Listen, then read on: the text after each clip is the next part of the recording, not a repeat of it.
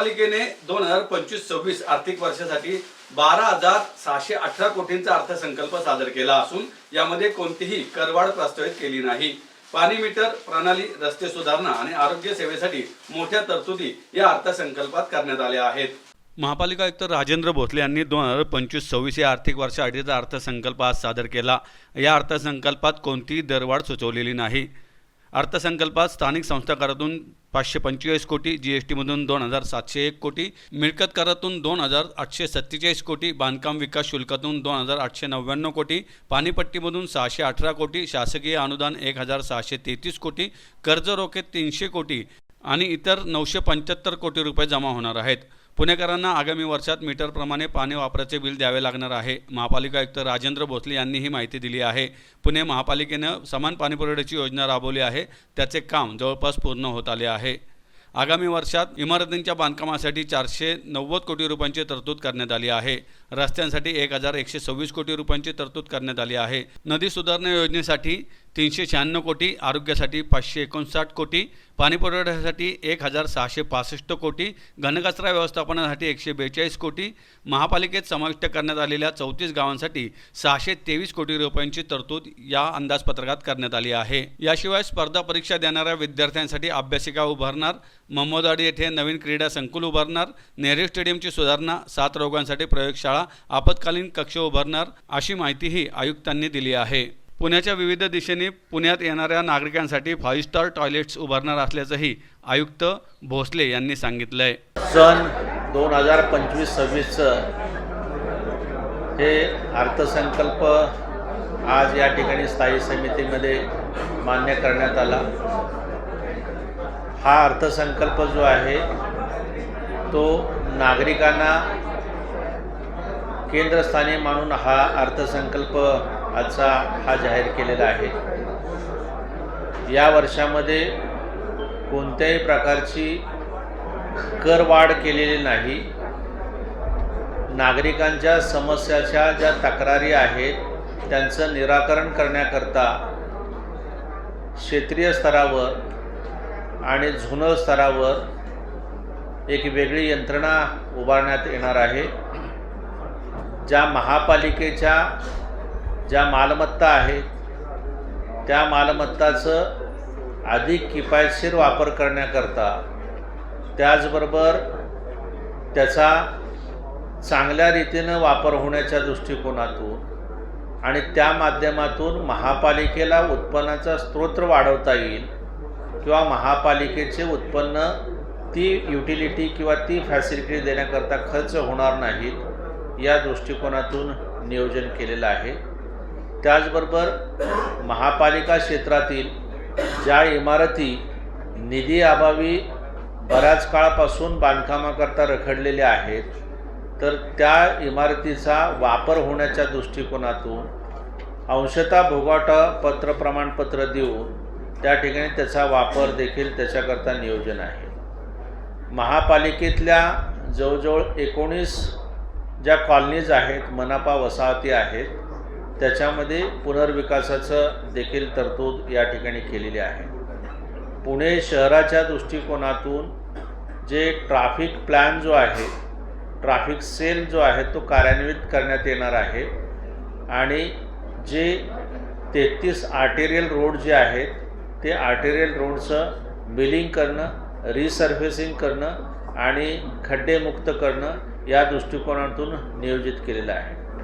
ज्या missing link आहेत त्या साधारणतः त्याच्याकरता जो निधी लागतो आहे, आत्तापर्यंत TDRच्या माध्यमातून किंवा FSIच्या माध्यमातून हे निधीची मागणी हे जे मालक आहेत ते करायचे आणि TDR न घेणाऱ्याकरता त्या जे जमीन मालकांची संमती मिळत नसल्यामुळे अनेक रस्त्याचे किंवा अनेक प्रकल्प त्याच्यामुळे रखडलेले होते।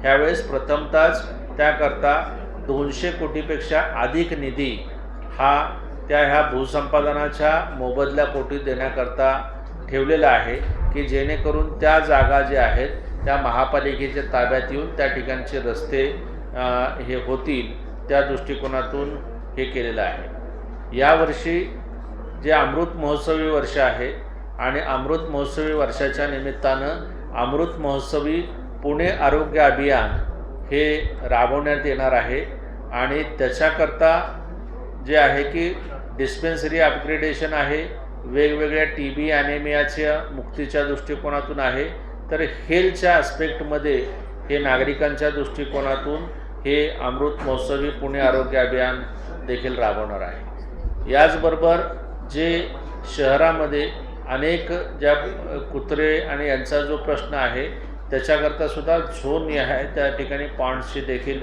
तरतूद केलेली आहे. शाळेच्या दृष्टिकोनातून शाळेमध्ये नॅशनल एज्युकेशन पॉलिसी ही राबवली जाईल. त्याचबरोबर सिस्टर स्कूल जो कन्सेप्ट आहे तो देखील राबवला जाईल की इतर माध्यमाच्या शाळेतून जे आहे की महापालिकेतील शाळेच्या विद्यार्थ्यांना त्याचा फायदा होईल या दृष्टिकोनातून देखील नियोजन केलेलं आहे. त्याचबरोबर शाळेमध्ये सुरक्षेच्या दृष्टिकोनातून हे CCTVचं देखील त्या ठिकाणी नियोजित आहे. एंटायरली शहरामध्ये आगीचं प्रमाण, लोकसंख्येचं प्रमाण, रस्त्याची परिस्थिती लक्षात घेता फायर ब्रिगेडचं बळकटीकरणच्या दृष्टिकोनातून देखील नियोजन केलेलं आहे. या शहरामध्ये अनेक स्पर्धा परीक्षाकरता विद्यार्थी असतात आणि त्या स्पर्धा परीक्षेच्या विद्यार्थ्यांच्याकरता ज्या अभ्यासिका तयार करण्याकरता देखील तरतूद केलेली आहे. त्याचबरोबर जे महिला बचत गटांच्याकरता जे आहे की त्यांचं जे उत्पादित झालेला माल जो आहे तो फक्त काही ठराविक ठिकाणी विक्री केला जातो, प्रत्येक झोननिहाय त्या ठिकाणी तशी तरतूद देखील केली जाईल. क्रीडा क्षेत्राच्या बाबतीमध्ये बॉक्सिंग अकॅडमी, आर्चरी आणि विविध जे हे आहेत क्रीडा त्याच्याकरता देखील तरतूद केलेली आहे.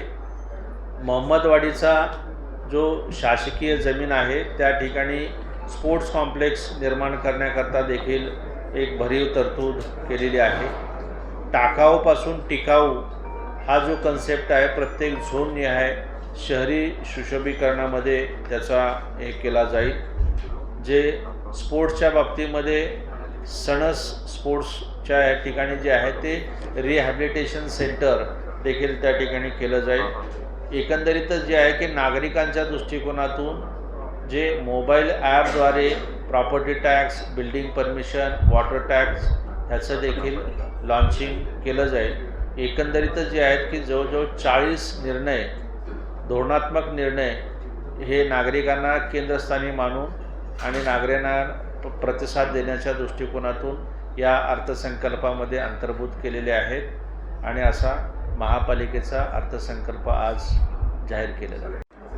याच्यामध्ये जे एकता नगरीचा जो गेल्या वर्षी पुरामुळं त्या ठिकाणी बरीचशी वाताहत झालेली होती त्याकरता भवन विभागानं आणि बांधकाम विभागानं, प्रोजेक्ट विभागानं शासनाकडे क्लस्टर डेव्हलपमेंट करताचा प्रस्ताव पाठवलेला आहे. त्याचा पाठपुरावा केला जाईल आणि जेणेकरून भविष्यात त्या ठिकाणी परत जर कुठला पूर आला तर त्यांना त्रास होऊ नये या दृष्टिकोनातून कारवाई करत आहोत. हां, तर आता समान पाणी पुरवठा योजनेमध्ये 24/7 याच्यामध्ये जे आहेत की ते मीटर कार्यान्वित केल्याशिवाय जे आहे की पाण्याची गरज आपल्या वाढत्या लोकसंख्येकरता भागवता येणार नाही.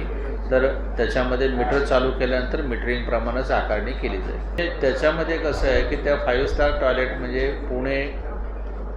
पुण्याला येणारे मुंबईकडून, सोलापूरकडून, नगरकडून, सातारा साईडनं, तर त्या ठिकाणी जे आहेत की येणारे जे आपल्याकडं जे हे आहेत लोक आहेत त्यांच्याकरता तिथे क्लोकरूम असणं, चांगल्या पद्धतीच्या ह्याच्या सुविधा असणं, त्याचं सामान तिथं ठेवता येईल, त्याला वॉश घेता येईल अशा दृष्टिकोनातून आपण त्याच्याकरता जे आहे की नव्यानं समाविष्ट गावाकरता 623 कोटीपेक्षा अधिकची तरतूद आपण ठेवलेली आहे.